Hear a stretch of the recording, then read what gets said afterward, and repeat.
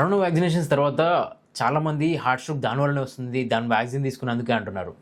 మీరేమంటారు sir? So I think ఇప్పుడున్న పరిస్థితుల్లో మనం వ్యాక్సినేషన్ గురించి అవుతున్నది అని చెప్పడానికి ఎప్పుడైనా మనం ఏదైనా స్టేట్మెంట్ కాన్ఫిడెంట్గా ఇవ్వాలంటే డిసీజ్ రిలేటెడ్ కానీ ట్రీట్మెంట్ రిలేటెడ్ కానీ దానికి ఎవిడెన్స్ బేస్డ్ ఉండాలి. ఎవిడెన్స్ బేస్డ్ అంటే కొన్ని specific authentic companies, health companies కొన్ని సెట్ ఆఫ్ పేషెంట్స్ మీద టెస్ట్ చేసి మేము ఇంత 1000 మంది మీరు టెస్ట్ చేసాం, వ్యాక్సిన్ తీసుకున్నాం, వాళ్ళు మీ ఫైండింగ్స్ అవును అవుట్ అండ్ అవుట్ వ్యాక్సిన్ వల్ల అయిందని చెప్పేసి వరల్డ్ హెల్త్ ఆర్గనైజేషన్ లాంటి ఆర్గనైజేషన్స్ ఇస్తేనే మేము దాన్ని చెప్పాలి తప్పితే అదర్వైజ్ వితౌట్ అథెంటిక్ డేటాతో మనం చెప్పకూడదు.